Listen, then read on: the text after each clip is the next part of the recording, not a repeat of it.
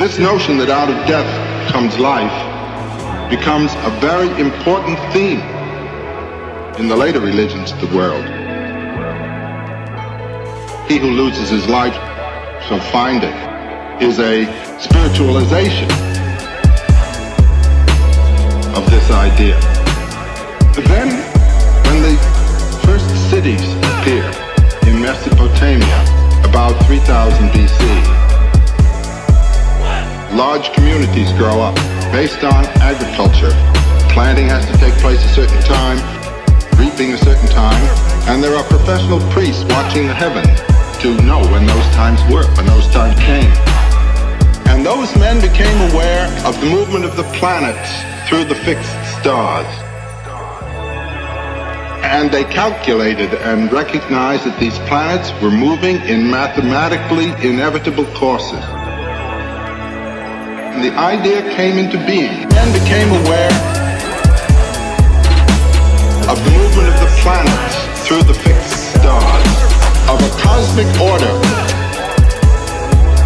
of mathematical precision. Men became aware of the movement of the planets through the fixed stars. The neighbors now were the stars and the planets. On and on. As the day comes and goes, the year comes and goes, the eons come and go. And the whole society must go into accord with that. This idea that the human society should reproduce the heavenly order comes in. The neighbors now are the stars, and this still lives with us in our religions. All of our religions have inherited this motif from the old Babylonian world. It went out with the higher civilizations to India, to China, even across the Pacific to Mexico and Peru. And you see these great towers, these great temple towers that represent the mountain of the world. It's the axis of the world around which the world turns, as it does around the pole star. The whole world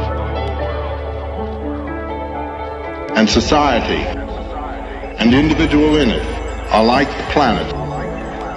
It's moving in a great course. And society and the individual in it are like the planet. It's moving in a great course. Men became aware of the movement of the planets through the fixed stars, of a cosmic order,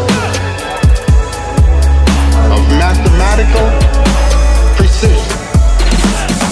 Men became aware of the movement of the planets through the fixed stars. The neighbors now were the stars and the planets. Now in the 1920s, Sir Leonard Woolley, excavating in the graveyards of Ur, found graves in which there were 30 and 40 people buried, all of them in court attire, who had been buried alive. When the king died or was killed, at a certain time in the movement of the planets, when the moon goes down and the planet Venus along with the moon, that was the end of an eon, the king and his entire court walked into the grave.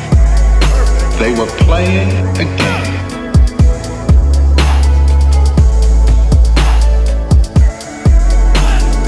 Just as the hunters were imitating animals, just as the planting people were imitating plants, so the high civilizations began with princely, aristocratic little groups imitating the stars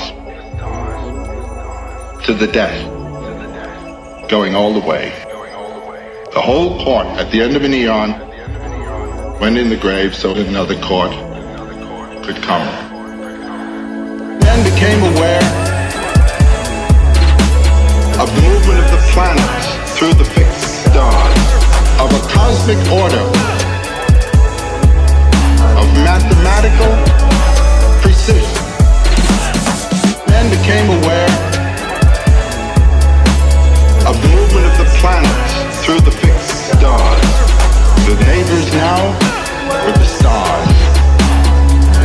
poetic thing, really.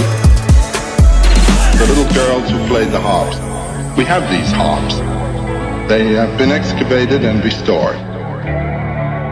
These little skeleton hands. The girls' hands were still on the harp strings. The women in one of the graves had golden hair ribbons.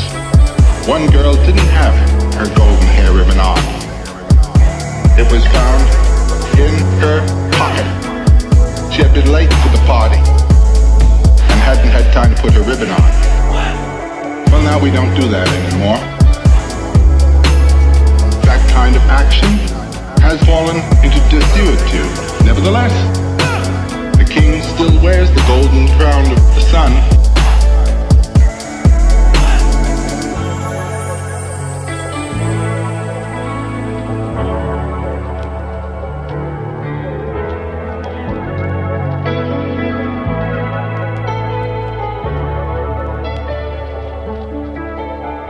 The sense has gone, yet the poetry somehow echoes.